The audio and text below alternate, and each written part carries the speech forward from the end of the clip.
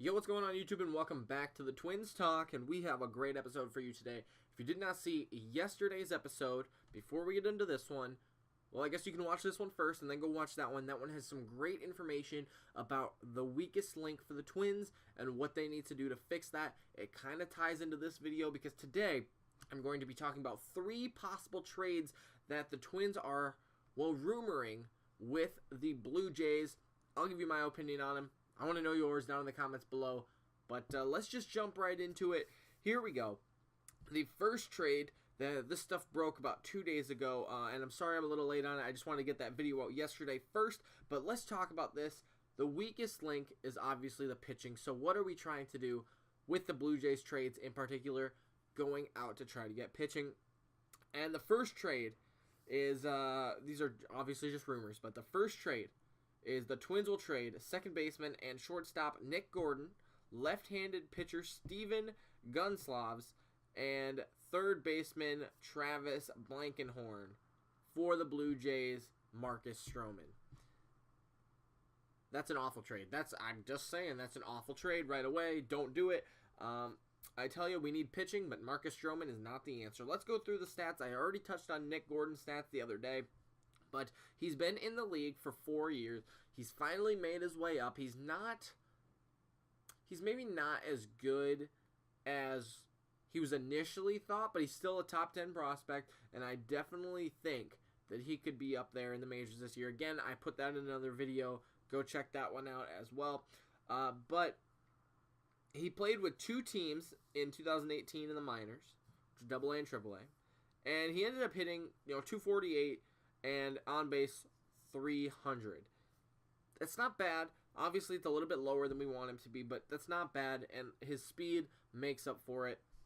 So I'm not going to touch on him very much because we've already done that, but for those numbers, he's fast. He's got a couple home runs, lots of doubles, lots of triples, a couple of RBIs, 49 RBIs in 141 games. Now, that's not great, but, he's a leadoff hitter kind of guy, so you're not expecting him to really get a bunch of RBIs. So, I mean, that's not bad. He did have the most strikeouts this year, but honestly, I like where he's going, and if he really does struggle in the majors, we bring him up. We can trade him at the deadline, but I do not like trading him pre-season, especially when he hasn't even gotten a taste of the majors yet. I really think he could be a player that will step up for the Twins if need be, if they start struggling out of the gate. The second person in that trade is Steven Gunslaughs, and this guy, he was in the majors for a couple games last year, 4 games-ish, 7 games actually,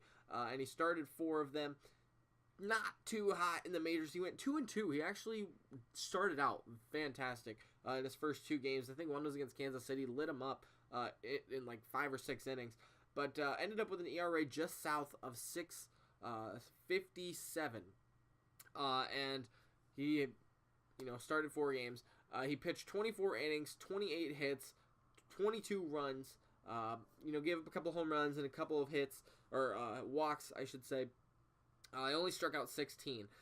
He did not do too hot in the majors, so we sent him back down. But in the minors last year, he pitched 12-3, south of 3 ERA, 22 games started, 120 innings pitched, less than half hits in those 120 innings pitched, and how many strikeouts? 120 strikeouts. He was striking out a person per inning, giving up a hit every 2 innings, and his average against was a 1.84. That's incredible. So this guy is, I think, our top pitching prospect. He's been in the league since 2013. He is definitely right knocking on the door. He is there. And it would just be dumb to trade him for Marcus Stroman. Let's just jump into Marcus Stroman's stats really quick. So, Marcus Stroman, he's been in the majors for, this will be his 5th year, or 6th year, sorry. And he came into the league pretty well. 2014 went 11-6 with an ERA of 3.65, 130 innings. Nothing else really stands out. I mean, he had a solid season. 3.65 ERA is not terrible, especially for your first season. 2015, only played in 4 games, 27 innings pitched, but he had 4 wins. It's not bad. And then he struggled in 2016, 9 and 10, 4.37 ERA, 32 starts, 204 innings. He pitches a lot of innings, though. That's good. A lot of hits, more hits than innings pitched, and he only had, strikeouts? 166. I guess that's not bad. In his Cy Young season, or Cy Young contending season, I should say, he went 13 and 9, 3.09 ERA. Again, not terrible. 201 innings pitched, 201 hits, 164 strikeouts. A little bit too many hits given up. But then last season fell off the table. Not great. In that last season, the 13-9 season, he did have 2 complete games. But in 2018, went 4-9, ERA north of 5.5, 19 starts, 102 innings pitched, 115 hits, 68 runs, 63 earned runs, 9 home runs, 36 walks, 77 strikeouts, and yeah, that's not too hot. I think this is a bad trade. I think you're looking at a veteran who's not even going to be the ace. Marcus Stroman would not be the ace. You either got Kyle Gibson, who's basically the ace now, or if we can work Jose Barrios up to the ace spot this season, which I really think we can do if he is a little bit more consistent, there you go. We use him, and we don't need Stroman. And we can bring up Gunslavs if we need to, and, let him struggle a little bit. Like I said yesterday, get him through 3 innings, have a set day, then go reliever, another starter maybe. Try a different pattern, like I said yesterday in yesterday's video. But I don't like this trade. Fell off the table last year. I don't think he'll have a rebound season just because of how he looked last year in his games is not good. So it really doesn't make sense to trade a good prospect for a veteran who's not even that good. And that brings us into the next trade, which is Nick Gordon and John Curtis for Aaron Sanchez. And I think this is an even worse trade because Aaron Sanchez was hot and again fell off the table. And he's really not been good. We already went over Nick Gordon's stats, but John Curtis has been in the league for 2 years. He's not good. I mean, John Curtis is not good. He played in 10 games both seasons. ERA 8.3, 5.6. Not good. That's basically all you need to know about this guy. Is he is a terrible ERA, has not gotten a win in the majors. This year's projected stats are supposed to be 1 and 2 with an ERA of 4, 1 save. I mean, that's not good. That's not good. But let's go look at Aaron Sanchez. I honestly think, this trade is probably better than the Marcus Stroman trade because of his past success compared to the potential that we would be getting rid of. John Curtis, not good. Nick Gordon, if he does struggle and we bring him up, then we can obviously trade him at the deadline or early in the season. But let's just quickly go through Aaron Sanchez's stats. 2 and 2 in the first year, 7 and 6, 15 and 2 in his All-Star season. He was in the running for the Cy Young. He had an ERA of 3 with 15 and 2 record, like I said, 192 innings, 161 hits, 161 strikeouts.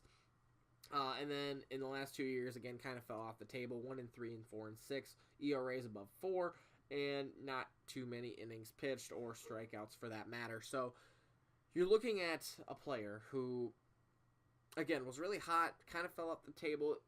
Honestly, for the trade rumor, it looks like John Curtis, again, is just bad. And if Nick Gordon struggles, we do have Jonathan Scope and a couple other guys who can play second. If we want to use him for trade bait, which I could get into another video, if we want to use him for trade bait, I guess we can, and that would be good, but I really think Nick Gordon could be the player that could step up and help the team instead of just trying to get another pitcher that's not very good. Now, let's get into the final trade. And the final trade is Jacob Pearson and Andrew Beckhold for Ken Giles, and this is probably the best trade out of all 3 of these. Honestly, these guys are, very, very early minor league prospects in single A. It's a left fielder and hold on a second, it went away. A left fielder And I don't even see where Andrew Beckhold played. Oh, third base. Okay, so, I mean, if you look past that, their stats aren't bad. You know, we can get into those in 1 second, but you're looking at a third baseman who's going to be covered by Miguel Sano, maybe Astudillo. Then you've got tons of outfielders. These guys really have to prove themselves to even get up to the next levels and then keep going up to face these competitions like Sano, Astudillo, and Rosario, Cruz, Cave, Buxton. So let's just cover Pearson really quickly. Played in 118 games in both seasons. He had batting averages in the 220s, 230s, OBP in the 300s, low 300s. So it's not, not bad, but it's single A. And I mean, I guess those are stats that just progress you up, but, not going to push you farther. And again, with Bechtold, last season, 106 games, 216 average, 314 OBP. He had a better season in rookie ball, and then moved up to A. Didn't do as well. Obviously, it's a little bit harder, but it's still single A, and not too hot with the stats. Just to cover those quickly, Ken Giles, however, he's a hard right-handed thrower. If we wanted to bring in a veteran, I would bring in Ken Giles instead of Marcus Stroman or Aaron Sanchez, because this guy, he was with Houston. He knows, how to pitch there. He did pretty well. I guess he didn't do that well, but he was 2-5 in Houston, 1-3 in Houston the next year. Went back in 2018, 0-2. ERAs in the 4s, but really, I wouldn't use this guy as a closer the way they have been using him. I would use Ken Giles as more of a righty guy, because of his hard-throwing fastball and a nice curveball. I think that could be used. 1 or 2 batters, get him out of there. Again, going back to the strategy of yesterday, we have, Barrios go 6 innings, have his limit set at 6 no matter what, or 4 innings if you want to just make it the whole team 4 innings or 5 innings, whatever. Take him out, put in Ken Giles in the 6th, and go from there.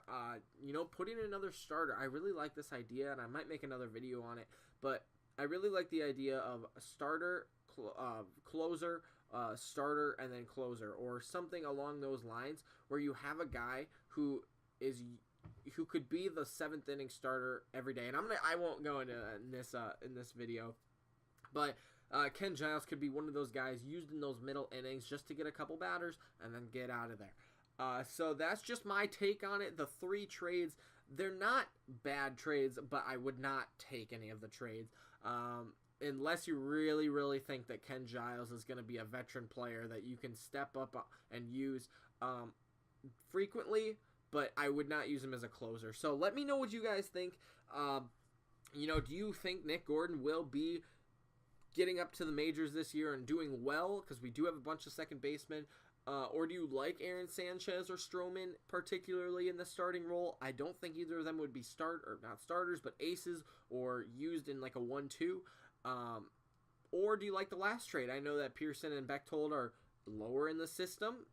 I don't think they're too high of prospects. And would it be nice to get a veteran like Ken Giles, even though he struggles just a little bit? So that is my take on it. I hope you guys enjoyed this video. We will get a couple more videos pumping out this weekend, probably more than one a day, so be lookout for that.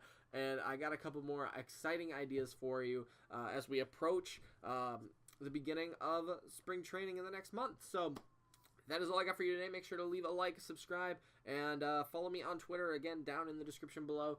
But that's all I got for you today. Thanks for watching. We'll see you next time.